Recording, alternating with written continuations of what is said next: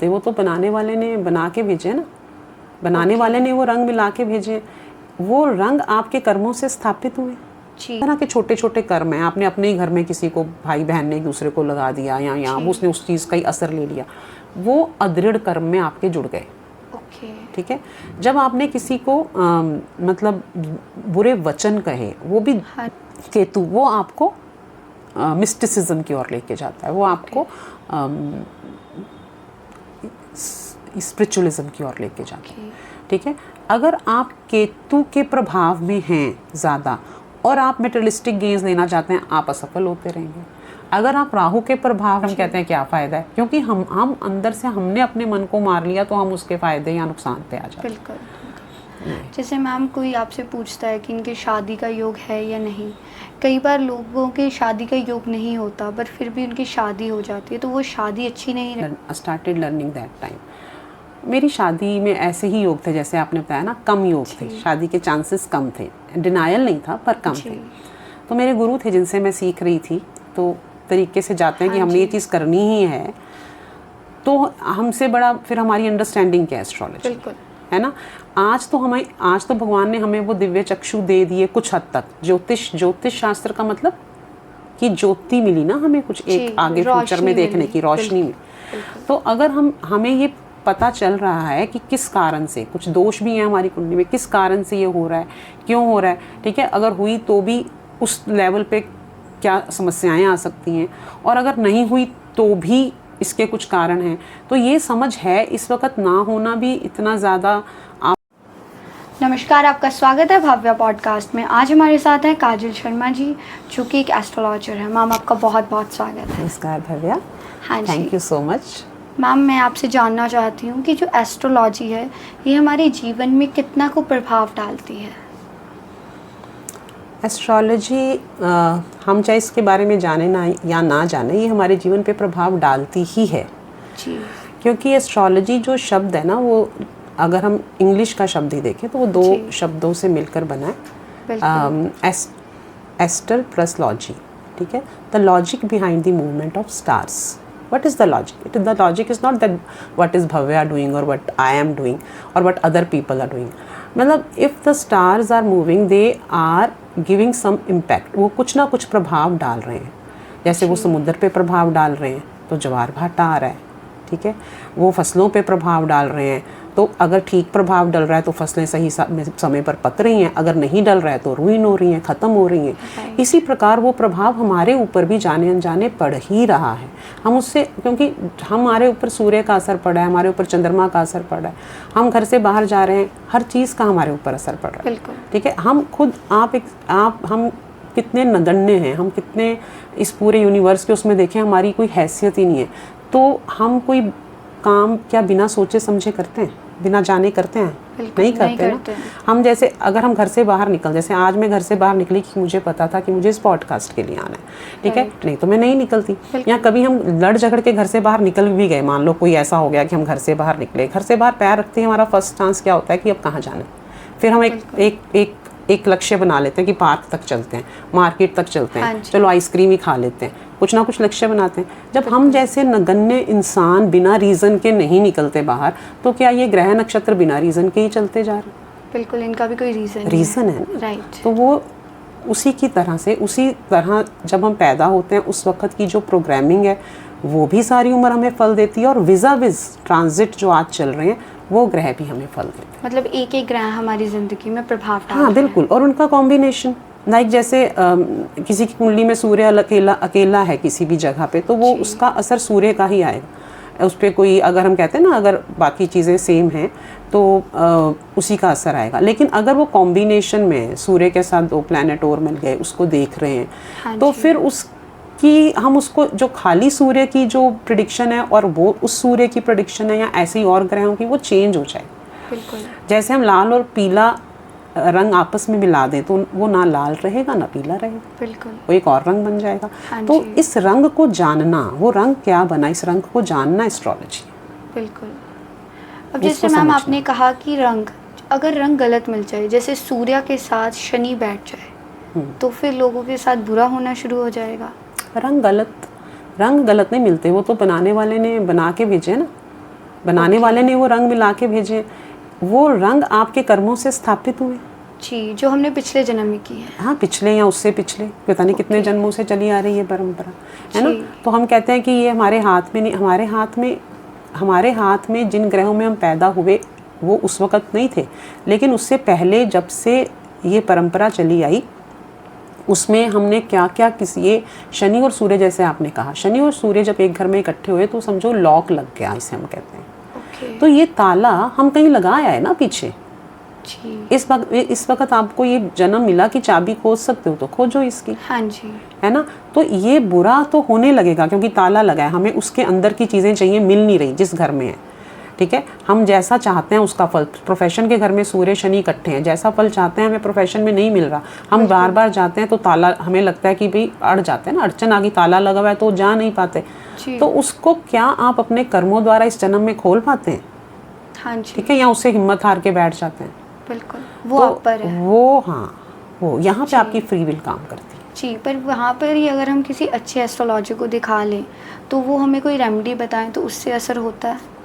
हाँ, अगर बशर्ते कि अच्छा एस्ट्रोलॉजर हो और वो इस चीज़ को समझ सके कि किस तरीके का आपको नुकसान है, और आप अगर कर रहे हो, जो करने वाला है वो भी पूरी श्रद्धा से उस उपाय को करे, तो उसका ज़रूर फ़ायदा होता है, चाहे वो 100% ना हो, क्योंकि कुछ परसेंट उसका ज़रूर होता है।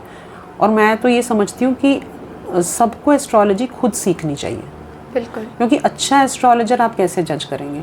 अच्छा एस्ट्रोलॉजर कौन है वो भी एस्ट्रोलॉजी बताएगी एक्चुअली आपको, राइट। क्योंकि आप किसी के ग्रह नक्षत्र जानते हैं ना, आपको समझ आ जाएगा कि ये बंदा सिंसियर है या नहीं है। आप तो खुद ही किसी दुविधा में फंसे हुए हैं और फिर किसी ऐसे एस्ट्रोलॉजर के पास चले गए जो अपने पैसे बनाने के लिए किसी भी तरीके से आपका प्रयोग कर रहा है, तो फिर इससे ये तो है ही, चलो जब तक नहीं है तो आप किसी सुलझे हुए या जिसके जाने माने या किसी ऐसे जिसका कि उसके पास ज़रूर जाइए, गाइडेंस के लिए ज़रूर जाइए। लेकिन मैं ये चाहती हूँ कि इस तरह से आप अब छोटी उम्र में सीख रहे हैं एस्ट्रोलॉजी, तो आज जो नई पीढ़ी है वो सीखे एस्ट्रोलॉजी। बिल्कुल, ये ज़रूर सादा ना आए बट हमें इतना समझ, हाँ, कि हमें धोखा ना खा सके, बिल्कुल, हम डिसीव ना किए जा सके। बिल्कुल, क्योंकि मैंने ये देखा है, मेरे पास कुछ ऐसा नहीं है कि एक तो क्लाइंट्स आए हैं, वो जैसे कस्टमर्स आए हैं तो उन्होंने कहा है कि जैसे पहले एस्ट्रोलॉजर ने बताया था कि आपके साथ ये अच्छा होगा और ये बुरा होगा, जो अच्छा होना था वो तो नहीं हुआ लेकिन बुरा हो गया। तो अभी तक मैं भी इस चीज़ को मतलब सर्च ही कर रही हूँ कि उनके साथ ऐसा क्यों हुआ।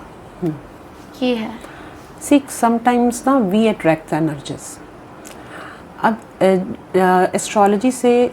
एस्ट्रोलॉजी में हम कर्मा थ्योरी भी पढ़ते हैं, राइट। कर्मा थ्योरी में ना हम 3 तरह के कर्म करते हैं, कायक, वाचिक और मानसिक, ठीक है। और उसके आधार पर 3 तरह के रिजल्ट्स बनते हैं जो हमारे को अगले जन्मों में मिलते हैं। बिल्कुल, एक तो अदृढ़ जो है, एक दृढ़, ठीक है, और एक अति दृढ़, ठीक है। अब जैसे जो अदृढ़ रिजल्ट है, अदृढ़ रिजल्ट मतलब जैसे आपने एक कायिक कर्म किया है, जैसे सपोज आपने थप्पड़ मारा किसी को, ठीक है, it's not a good thing, लेकिन आपने उसके भले के लिए मारा, पर उसको समझ नहीं आई कि भले के लिए मारा। जैसे एज अ टीचर मैं इस तरह से समझती हूँ कि हमने कई बारी, आज अब तो नहीं मारते, थप्पड़ तो नहीं मारते, लेकिन आपने किसी को डांट दिया, बच्चे ज़्यादा संवेदनशील हैं, इमोशनल हैं, वो हर्ट हो गए, फिर जो डांट दिया वो वाचिक हो गया, उसका असर और ज़्यादा देर रहता है। थप्पड़ मारने का तो जैसे चौक पे लिख रहे हैं हम, लिखते लिखते पीछे पलट के हमने चौक मार दिया बच्चे को, तो बच्चा उससे भी होता है कि सबकी अटेंशन मेरी तरफ होगी। तो वो जो आपके इस तरह के छोटे छोटे कर्म हैं, आपने अपने ही घर में किसी को, भाई बहन ने एक दूसरे को लगा दिया या यहाँ उसने उस चीज़ का ही असर ले लिया, वो अदृढ़ कर्म में आपके जुड़ गए, ठीक है। जब आपने किसी को मतलब बुरे वचन कहे, वो भी इसलिए कहे कि उसे लगे, उसको चुभे, उसकी इंटेंशन ये थी, आपकी इंटेंशन ये थी कि किसी के दिल में लगे, मैं भी इसको, इसने मुझे सुनाया ना, मैं भी इसको ऐसी बात सुनाऊंगी या सुनाऊंगा, है ना। तो जब इस इंटेंशन के साथ ऐसा करते हैं तो वो दृढ़ अदृढ़ या दृढ़ कह लो उसको। और जब हम, हो सकता है हम काया से भी खराब ना कर रहे हैं, हो सकता है हम बोल भी ना पा रहे हो, लेकिन हमारे मन में किसी के लिए इतना वैर है कि हमारा बस चले हम उसकी हत्या ही कर दें, वो अति दृढ़ होके कर्म लगते हैं, ठीक है। अब इसी हिसाब से हमारा हॉरोस्कोप है। तो जैसे आप कह रहे हो ना कि उपाय किसी ने बताए, अच्छा नहीं हुआ, बुरा हो गया, नहीं, अब उनके बारे में जैसे बताया कि हाँ, आपके साथ किसी ये अच्छा होगा और ये बुरा होगा, वो बुरे लेकिन वाला जो हो उनका गया। अच्छे वाले जो उनके कॉम्बिनेशंस होंगे ना, हो सकता है वो अदृढ़ कॉम्बिनेशन हो, ओके है ना, और बुरे वाले दृढ़ या अति दृढ़ हो। ओके, इसलिए मैंने बैकग्राउंड बताई। जी। तो हुआ यह है कि अदृढ़ वाले क्या हुए, आपकी जो वाइब्रेशन थी दोनों तरफ काम की, कि पंडित जी ने ये बता दिया या एस्ट्रोलॉजर ने ये बता दिया, और आपने उसको फीड करना शुरू कर दिया।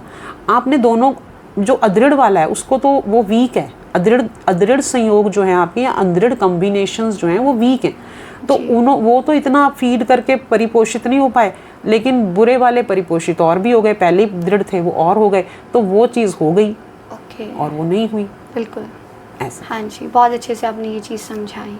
अब मैम राहु केतु, तो राहु केतु से लोग बहुत डरते हैं। अगर कोई कह दे आपके राहु केतु खराब है, तो सच में राहु केतु से डरना चाहिए? डरना तो किसी भी चीज़ से नहीं चाहिए। तभी वो ऐड बड़ी अच्छी बनी है, डर के आगे जीत है।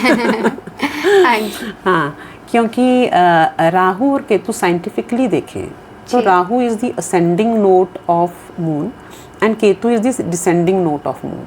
ये छाया ग्रह, ये अपने आप में तो ग्रह जिनसे हम डर रहे हैं वो अपने आप में ग्रह ही नहीं है एक्चुअली, बिल्कुल, है ना।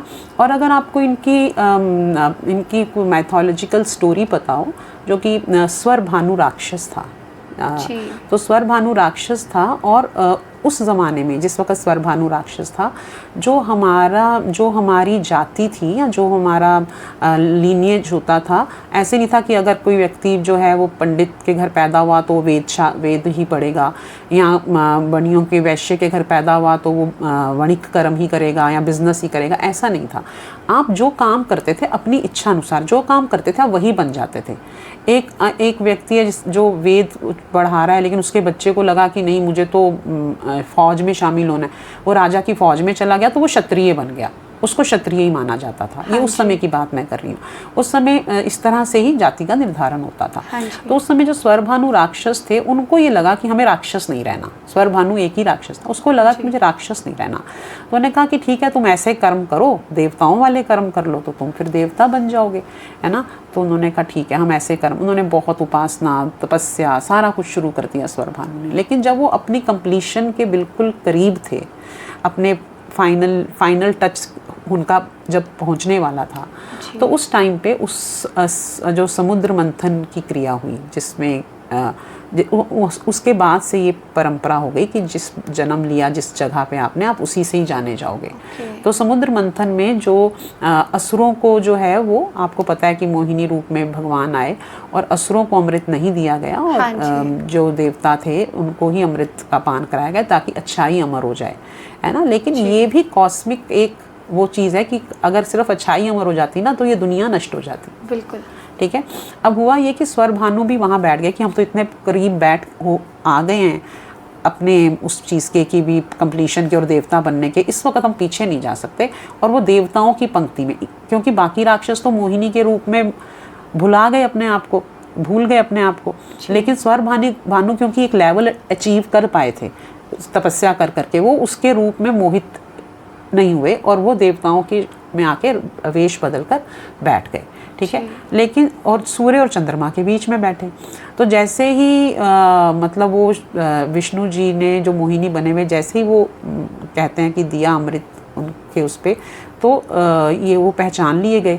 और जैसे उन्होंने इशारा किया और उन्होंने विष्णु जी ने उनका सिर धड़ से अलग कर दिया स्वर भानु का कि कहीं ये अमर ना हो जाएं, लेकिन तब तक वो बूंद उन्होंने अपनी जीवा पे रख ली थी। इसीलिए कहते हैं कि सूर्य और चंद्रमा को वो ग्रहण को तो हम ये मानते हैं कि जो ऊपर वाला हिस्सा है वो राहु और धड़ जो है वो केतु बना। ठीक है, इस तरीके से माना जाता है। तो ये लोगों को समझाने के लिए ये एक हुआ है। अदरवाइज ये असेंडिंग और डिसेंडिंग नोट्स हैं।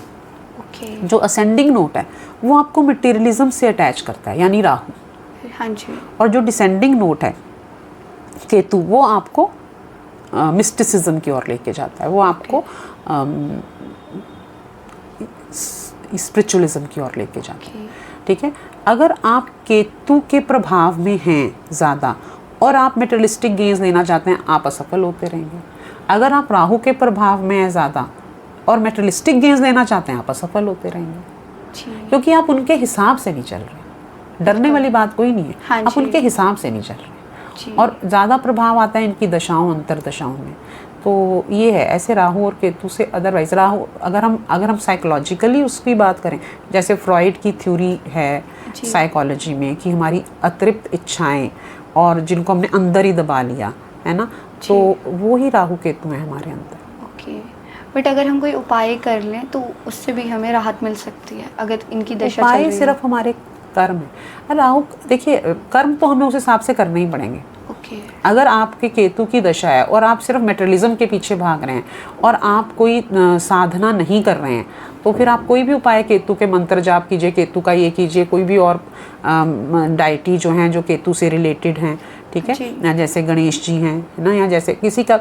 लेकिन जब तक आप अपने कर्म उस अनुसार नहीं करते और उसको उसका ड्यू नहीं देते, तब तक ये उपाय सब हम कहेंगे हमने तो बड़े उपाय। मेरे पास भी लोग आते हैं जो कहते हैं हमने बड़े उपाय किए जी, जिसने जो बताया हमने किया, कोई फल नहीं मिला, क्योंकि आप अपने कर्म उस हिसाब से नहीं करे। उपाय तो उपाय में आप पैसे भी खर्च कर रहे हो, समय भी लगा रहे हो, लेकिन अपने कर्म उस हिसाब से उसको समझते हुए नहीं कर रहे हो, मतलब उस प्लैनेट के बारे में। कर्म। हाँ, क्योंकि जैसे अब आप अपने शरीर को, किसी को अगर खट्टा नहीं पचता और वो व्यक्ति खट्टा ही खाता रहेगा, ठीक है, और साथ में दवाइयाँ भी खाता रहेगा, तो क्या ये तो एक ना एक दिन बिल्कुल ही खत्म, बैलेंस भी नहीं, एकदम खत्म ही, किसी दिन दवाइयाँ असर करनी बंद हो जाएंगी। बिल्कुल। तो ये होगा, लेकिन उसको सबसे पहले अपने आप को ठीक करने के लिए खट्टा खाना बंद करना पड़ेगा। राइट। तो पहले हमें करो।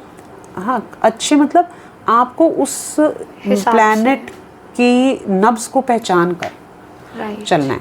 अच्छा, अब देखो हम कह रहे हैं कि ये नहीं हम कह रहे कि मटेरियलिज्म अच्छा है और या बुरा है, या फिर मिस्टिसिज्म अच्छा है या बुरा है। हम कह रहे हैं अगर राहु की दशा है, ठीक है, तो राहु से रिलेटेड चीज़ें करेंगे, प्लस राहु के उपाय भी करेंगे।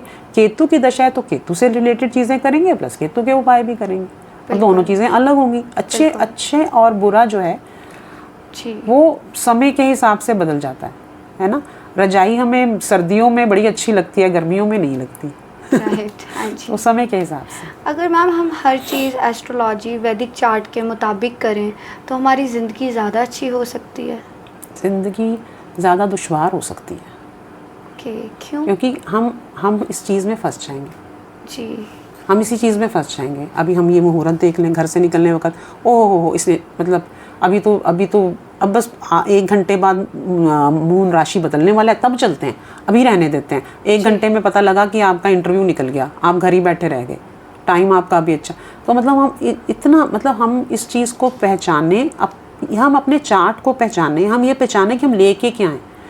जैसे आपने श्राद्ध की, जैसे हम कहते हैं कि हम पितरों की बात करते हैं, है ना, तो हम ये जानने के लिए पीछे जाते हैं कि हमारे जो पितृ थे, जो क्योंकि आज श्राद्ध का वो चल रहा है, तो एकदम से मेरे मुंह में श्राद्ध वाली बात आ गई कि हम ये जानने के लिए पीछे ज़रूर जाते हैं कि हमारी रूट्स क्या थी या हमें क्या है, हमें अपने आप को पहचानना है, हमारा डीएनए क्या है ना, हमारा डीएनए क्या है, हम क्या लेकर आए।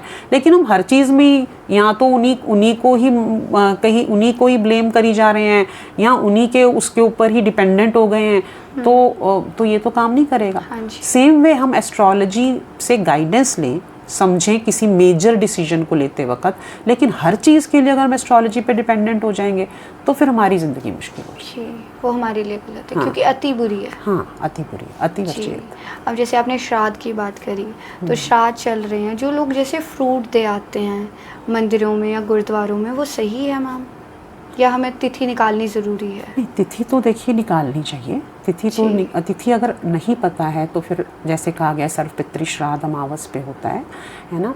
ऐसे कहा जाता है कि अगर किसी के हस्बैंड की डेथ हो गई है, लेकिन किसी की वाइफ की डेथ हो गई है पर हस्बैंड जिंदा है, ठीक है, तो उस स्त्री का चाहे तिथि पता भी हो, नौमी पे करना श्राद्ध उत्तम रहता है, नौमी तिथि पर, ठीक है।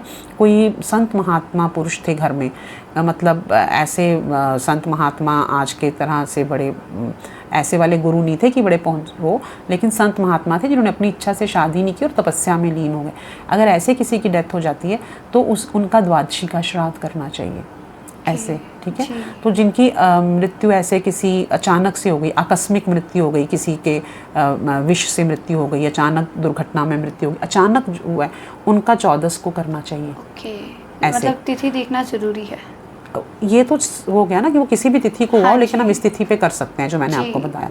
और अदरवाइज तिथि देखनी चाहिए। अगर तिथि ना हो, अगर किसी की तिथि ना हो और हमें पता नहीं चल रही, तो फिर हम उसका सर्व पितृ श्राद्ध जो है, अमावस का श्राद्ध, उस पे कर सकते हैं। ओके। हाँ, और अकेला फ्रूट भी चलेगा चाहे मंदिर को? देखिए, श्राद्ध हमेशा अपनी हैसियत के हिसाब से करना चाहिए जी। हैसियत आपके शरीर की, आपके मन की तो बनानी पड़ेगी, आपके शरीर की और आपके धन की, तन की और धन की, मन की आपको बिल्ड करनी ही पड़ेगी। ठीक है, क्योंकि आप किसी टाइम आप बहुत बीमार हैं, आप नहीं कर पा रहे हैं, तो फिर आप इस तरह से कर सकते हैं। लेकिन आपके पास धन भी है, आपका शरीर भी चल रहा है, और फिर भी अगर आप ऐसे कह रहे हैं कि हम फ्रूट दे आते हैं, तो दैट इज़ रॉन्ग। जब आपके पास सारे साधन हैं, आप साधन संपन्न हैं, आप आरोग्य हैं, आपको कोई रोग भी नहीं है, आप साधन संपन्न भी हैं, सब कुछ है, तो फिर आपको पूरे अच्छे से उस विधि विधान से करें। अदरवाइज अगर आपके पास साधन नहीं है तो आप ऐसे कर सकते हैं। अगर ये हमारे शास्त्रों में तो कहा गया है कि अगर आप फल भी नहीं दे सकते, अगर आप सूखा भी नहीं दे सकते, तो भी आप उनको पानी से ही तर्पण कर दें, वो उससे भी प्रसन्न है। उनका मतलब ये है कि पूर्वज तो ये जानते हैं कि आप किस स्थिति में हैं, वो आपको कोई पनिशमेंट देने नहीं आए हैं। ठीक है, तो आप उनको याद करके आप उनका उस तरीके से भी कर सकते हैं। अगर कहते हैं आपके पास पानी तक को भी वो हो गया है, तो आप कहीं किसी खुली जगह पे जाके उनका नाम पुकार के उनको नमन कीजिए कि मेरे पास जब भी कुछ होगा मैं अब ज़रूर आपका श्राद्ध करूँ, अभी मेरा नमन स्वीकार कीजिए, मैं अपनी रूट्स को पूछता हूँ, मैं अपनी जड़ों की तरफ चाहता हूँ और मैं उनसे ये गाइडेंस लेता हूँ। ठीक है, करने को तो कुछ भी किया जा सकता है। भागीरथ जी ने पूरी गंगा निकाल दी अपने परिवार के, अपने पूर्वजों के मुक्ति के लिए, तो हम वो गंगा जो उन्होंने निकाल दी, उस गंगा जल को हाथ में लेके तर्पण भी नहीं कर पाते, और फिर हम कहते हैं क्या फ़ायदा है, क्योंकि हम अंदर से हमने अपने मन को मार लिया, तो हम उसके फ़ायदे या नुकसान पे आ जाते हैं। बिल्कुल। जैसे मैम कोई आपसे पूछता है कि इनके शादी का योग है या नहीं, कई बार लोगों के शादी का योग नहीं होता पर फिर भी उनकी शादी हो जाती है, तो वो शादी अच्छी नहीं रहती?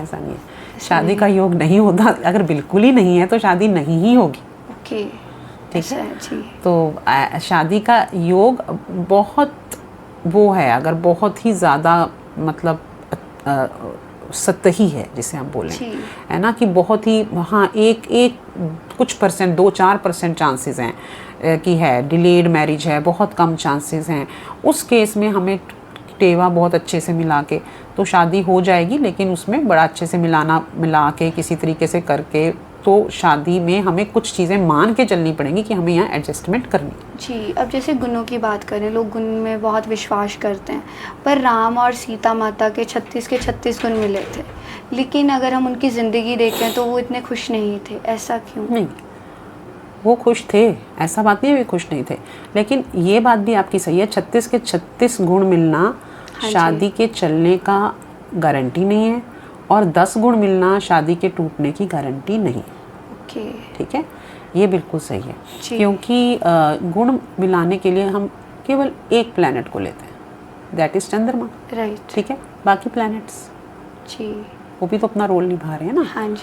तो इसलिए हम वो नहीं देखते, क्योंकि ठीक है, उसका बहुत महत्व है, चंद्रमा का बहुत महत्व है, तभी उसका भी, चंद्रमा माइंड है, मन से हमारे को जो चीज़ें हमारी मन, अब यही आप सीता जी और राम जी के केस में देखिए कि मन से वो कभी जुदा नहीं हुए। 36 गुण मिलने का ये असर हुआ, मन से वो कभी जुदा नहीं हुए। ठीक है, क्योंकि वो मून जो है, मून से 36 गुण मिल गए, लेकिन बाकी जो प्लैनेट्स थे विज़ाविज़, उसकी वजह से और चीज़ें हैं, मंगल की जो दशा आई, जब शनि की आई, जो भी ये रहा, तो वो सेपरेशन हुई, जो चीज़ें हुई, जब वो रावण के उसमें बढ़ना था, उसमें जो भी ग्रह नक्षत्र उस तरीके से बने, तो वो अपनी जगह है जी। अब जैसे मैम आपको कितने साल हो गए एस्ट्रोलॉजी में? मुझे लगभग 24-25 साल। जैसे आपको 24-25 साल हो गए, जब आप एस्ट्रोलॉजर नहीं थे तब की ज़िंदगी कैसी थी और अब में? एक आप खुद अपना चार्ट देख पाते हैं, और अगर आप लोगों को बहुत अच्छे से गाइड करते हैं तो अपने आप को और भी अच्छे से करते होगे, तो क्या फ़र्क आया, क्या अंतर आया? समझ आई, अंडरस्टैंडिंग ऑफ लाइफ, ये फ़र्क लगता है। Even when I was not married, है ना, I learned astrology that time, I started learning that time. मेरी शादी में ऐसे ही योग थे, जैसे आपने बताया ना, कम योग थे, शादी के चांसेस कम थे, डिनायल नहीं था पर कम थे।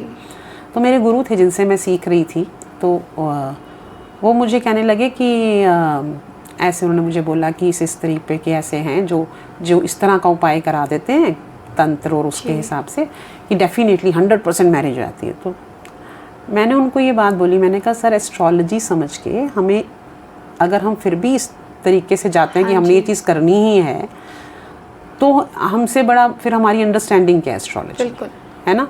आज तो भगवान ने हमें वो दिव्य चक्षु दे दिए कुछ हद तक। ज्योतिष शास्त्र का मतलब कि ज्योति मिली ना हमें, कुछ एक आगे फ्यूचर में देखने की रोशनी मिली। तो अगर हमें ये पता चल रहा है कि किस कारण से, कुछ दोष भी हैं हमारी कुंडली में, किस कारण से ये हो रहा है, क्यों हो रहा है, ठीक है, अगर हुई तो भी उस लेवल पे क्या समस्याएं आ सकती हैं, और अगर नहीं हुई तो भी इसके कुछ कारण हैं।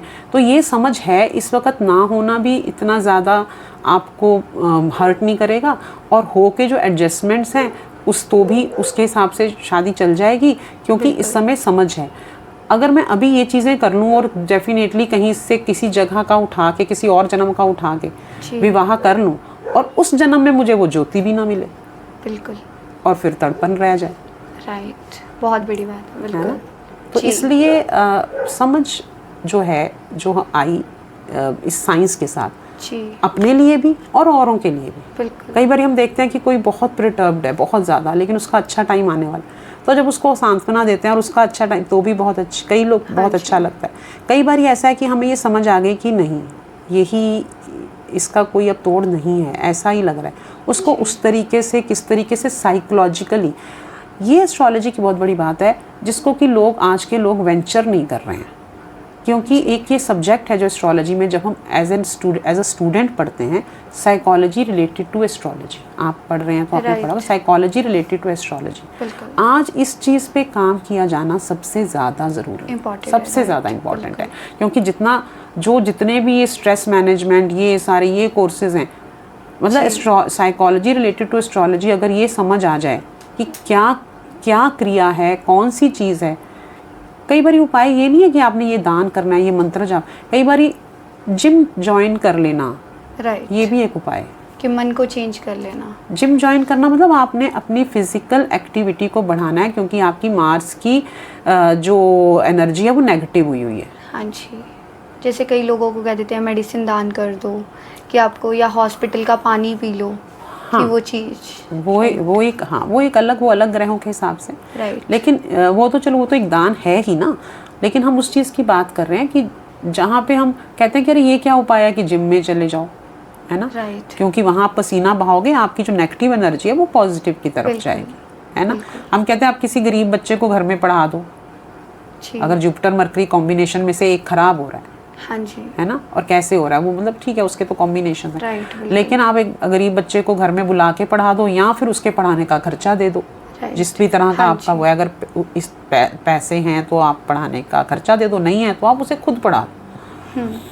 तो कई ऐसी छोटी छोटी चीज़ें हैं जिससे हम अपनी ज़िंदगी को बेहतर बना सकते हैं, समझ सकते हैं, अंडरस्टैंड कर सकते हैं, और ये भी अंडरस्टैंड कर सकते हैं कि अगर हमने ये सारे उपाय कर लिए तो भी हम किस स्तर तक जा सकते हैं। बिल्कुल, ये भी समझ आ जाती है। कई बार ये है ना कि एक व्यक्ति है जो मतलब अरबोंपति बनने की उसमें चाह में, जो करोड़ों पति होने का सुख ही नहीं भोग पाता। बिल्कुल, क्योंकि वो कहता है 2-4 करोड़ तो सबके पास होता है, मुझे 200-400 करोड़ चाहिए, और उसकी किस्मत में अगर उतने ही लिखे हैं, वो उसको भी नहीं खुशी से भोग पा रहा। तो ये अंडरस्टैंडिंग है। तभी मैंने आपको शुरू में ही बोला कि मेरी इतने एक्सपीरियंस के बाद मेरी ये इच्छा है कि सभी लोग सीखें एस्ट्रोलॉजी, एटलीस्ट अपने चार्ट को इतना अंडरस्टैंड कर सके ना, अपना लेवल पहचान सके, और फिर उस लेवल के हिसाब से उसका हमने मैक्सिमम अचीव कर लिया तो उसमें खुश रह सके। बिल्कुल मैम, आपका बहुत बहुत धन्यवाद, आपने कीमती समय मुझे और मेरी जनता को दिया, हमें बहुत अच्छे से समझाया, हम आपके आभारी हैं। थैंक यू सो मच, धन्यवाद।